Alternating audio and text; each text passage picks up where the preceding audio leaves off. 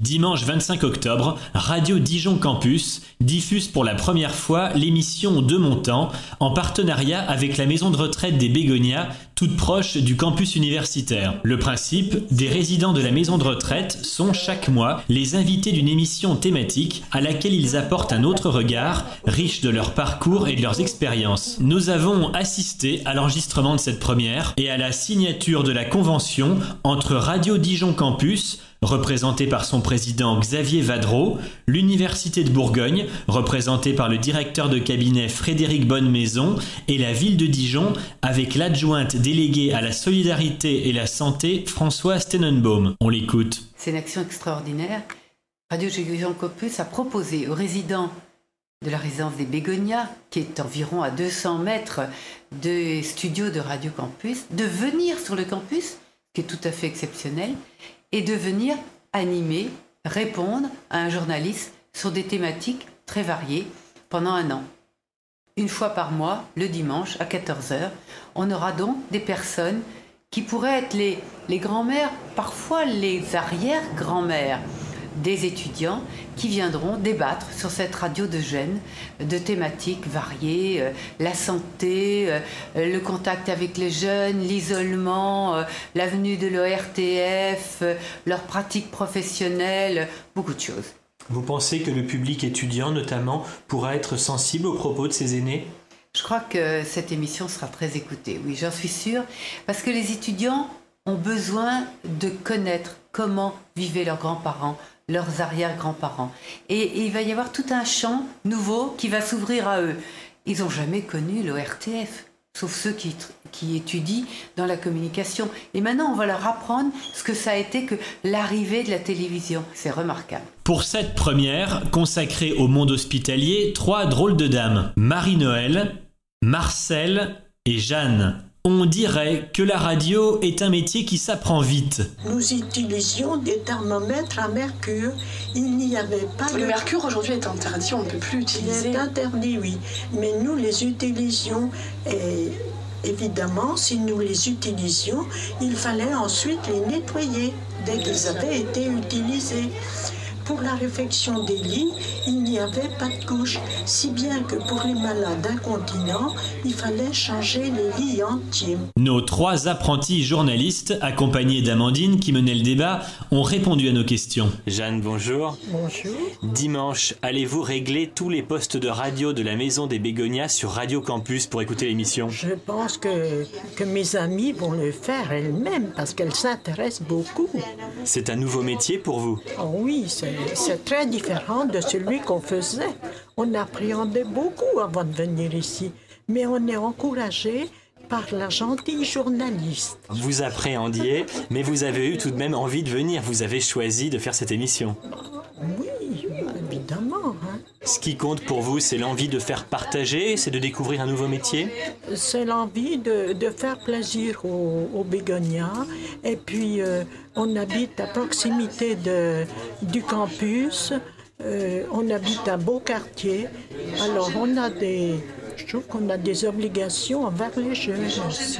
Marcel, bonjour. Bonjour. Et joyeux anniversaire. Merci. On ne dit pas l'âge d'une dame, je garderai donc le secret.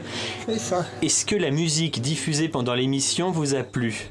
Ah oui, j'aime beaucoup la musique. Est-ce que la musique écoutée aujourd'hui par les jeunes en général ou celle diffusée par Radio Campus peut vous convenir ?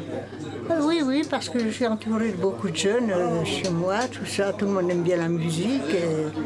Surtout, il y a de la musique, il y a la musique des jeunes, je me suis très bien adaptée. Il y a certaines choses, oui, qui sont...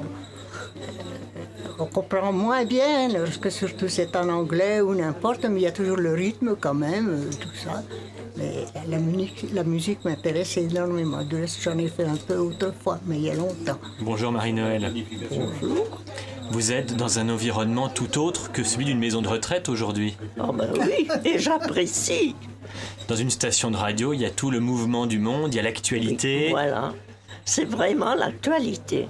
Et vous cherchiez justement à vivre un peu dans cet environnement-là, à vous changer ? Oui, de changer, de pas toujours tourner dans le même monde, aller un petit peu à droite, à gauche. Et puis fréquenter des gens plus jeunes que moi, voir l'évolution, discuter de ce qui se passe. Et j'ai beaucoup apprécié. Bonjour Amandine. Bonjour. Vous avez signé à Radio Campus, c'est pour bosser avec des étudiants, pas avec des retraités? Là, pour le coup, oui, c'est sûr. On n'est pas vraiment au campus dans le sens strict du terme. On est plus sur l'université pour tous. Et donc, moi, je suis super contente, en fait, de pouvoir justement bosser avec des gens d'une autre génération, d'une génération anciennes, qui vont apprendre des choses, qui vont pouvoir partager des choses à l'antenne, puis me faire passer, moi, des choses, je vais en apprendre, j'espère, de leurs expériences, de leur longue vie. Moi, je suis assez impressionnée par leurs âges canoniques, mais vraiment un très bon contact, et puis je pense que c'est vraiment un beau projet, un projet fédérateur qui interpelle les gens, que ce soit les autres bénévoles de campus, les auditeurs, les pouvoirs publics, etc., etc. Un projet qui séduit, et puis qui séduit donc au sein aussi de cette maison de retraite des Bégonias, qui pour l'instant est notre partenaire exclusif sur ce projet. Et vraiment, je suis vraiment ravie de voir que les résidentes des Bégonias viennent en nombre aux réunions, viennent discuter, sont motivées et ont vraiment adhéré à ce projet de transmission, de recueil de témoignages. Vous parlez de séduction, est-ce que le public étudiant, le public jeune qui écoute Campus va être séduit? Je l'espère, je le pense. C'est en plus le premier destinataire, en fait, je crois, de cette émission. On parle de rapport intergénérationnel, de transmission entre générations. Eh bien, nous, on est sur le campus, on fait appel aux voisins qui sont la maison de retraite des Bégonias et ses résidents, pour partager. C'est vraiment l'idée d'un lien intergénérationnel, d'une communication nouvelle à travers les ondes de Radio Dijon Campus. Le thème de l'émission aujourd'hui, c'était d'une certaine manière l'histoire médicale de la région. Quel temps fort vous retenez de cet enregistrement? Alors c'était 2 thèmes en fait, c'était la santé dans un deuxième temps, et avant cela le rapport intergénérationnel. Quoi de mieux pour débuter ce nouveau rendez-vous que d'essayer d'appréhender comme ça la complexité de ces rapports entre générations. En plus, c'est la semaine bleue, cette semaine. Il y a plein de choses à aborder. Il y a la mode, par exemple, la question vraiment des libertés. Il y a des événements historiques, mai 68, ça peut être vraiment une question. On parle aussi en ce moment de la chute du mur, forcément, 20e anniversaire oblige.